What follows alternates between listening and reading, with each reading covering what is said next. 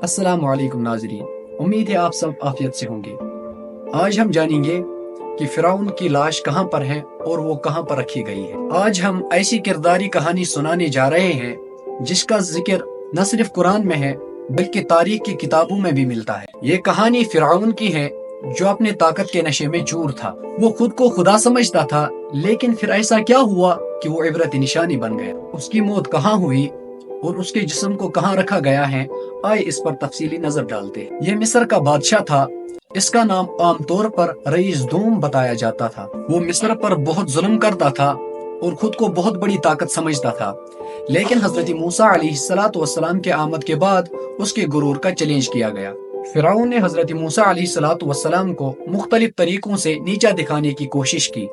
उसने बहुत से जादूगर बुलाए ताकि हजरत मूसा अलैहिस्सलाम के मोइज़ात पर चैलेंज कर सके। उसने बहुत से जादूगर बुलाए। जब जादूगरों ने सच्चाई देखी तो उस वक्त उन्होंने ईमान लाया। फिरौन ने उन पर भी बहुत से जुल्म किए। दोस्तों, कुरान में भी फिरौन के हलाकत का जिक्र है। कुरान में कई मुकामात पर फिरौन के अंजाम का जिक्र किया गया है। सूरह यूनुस में भी आया है।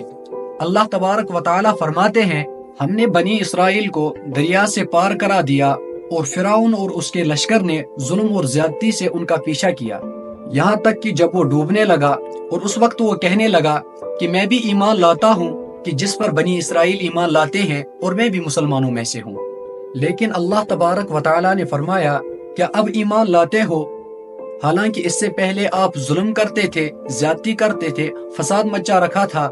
बस आज हम तेरे जिस्म को बचा लेंगे ताकि तू अपने बाद वालों के लिए इबरत की निशानी बने। ये आयत वाज़ेह करती है कि अल्लाह तबारक व तआला ने फिरौन के जिस्म को महफूज करने के लिए फैसला कर लिया था ताकि वो आने वाली नस्लों के लिए इबरत बन सके। जब हजरत मूसा अलैहिस्सलाम ने और उसके पैरोकारों ने अल्लाह ताला के हुक्म से बहर अहमर को अबूर किया तो फिरौन ने हजरत मूसा अलैहिस्सलाम की फौज को अपने फौज के साथ ताक़ुब किया।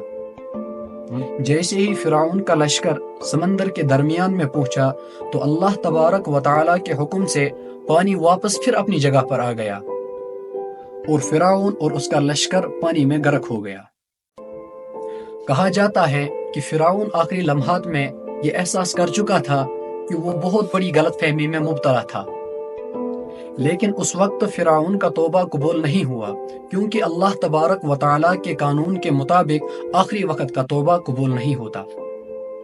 आज भी मिस्र के अजायब घर में एक मम्मी मौजूद है। ये मम्मी हैरत अंगेज तौर पर महफूज है, जिसकी तस्दीक कई माहिरीन आसार कदीमा कर चुके हैं। फ्रांसीसी साइंसदान डॉक्टर मोरिस ने इस मम्मी की तहकीक की और पाया कि इस जिस्म में समंदरी पानी के आसार मौजूद है, जो इस बात की तायीद करता है कि ये शख्स डूब कर मर गया था। जब उन्हें मालूम हुआ कि कुरान में इसका जिक्र 1400 साल पहले हो चुका है तो वो हैरान हो गए और उसके बाद उन्होंने इस्लाम कबूल कर लिया। बाज माहिरीन के मुताबिक इसका जिक्र कदीम तवारीखों में भी मिलता है कि एक ताकतवर बादशाह अचानक लापता हो गया और उसकी हुकूमत का खात्मा हो गया। ये इस बात की अलामत है कि ये वही फिरौन था जो हजरत मूसा अलैहिस्सलाम के ताक़ुब में हलाक हो गया था। हालिया तहकीक में बहीरा अहमर के नीचे कुछ हड्डियां और कुछ हथियार मिले हैं जो मुमकिना तौर पर फिरौन की फौज से मुंसलिक हो सकते हैं। ये भी एक अहम तारीखी सबूत है कि कुरान में बयान किया हुआ वाक़या हकीकत पर मबनी है। फिरौन का अंजाम हमें ये सिखाता है कि गुरूर और तकब्बुर की कोई जगह नहीं है। अल्लाह तबारक व तआला की ताकत के सामने दुनिया की कोई भी ताकत ठहर नहीं सकती है। जो लोग दुनिया में खुद को नाकाबिले शिकस्त समझते हैं उनका अंजाम भी फिरौन जैसा हो सकता है।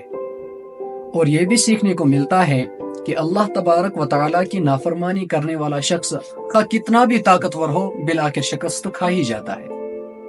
दुनिया की तारीख में कई ऐसे हुक्मरान गुजर चुके हैं जिन्होंने जुल्म और गुरूर में फिरौन की राह अपना ली थी, लेकिन उनका अंजाम भी वही हुआ जो फिरौन के साथ हुआ। यह थी फिरौन की मौत की हकीकत।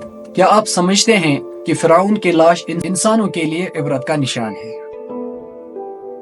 अब हम वीडियो के इख्तिताम पर पहुंचे हैं। मेरी आपसे गुजारिश है कि वीडियो को लाइक, शेयर और सब्सक्राइब जरूर करें। मैं आपसे मिलूंगा नेक्स्ट वीडियो में। तब तक के लिए खुदा हाफिज।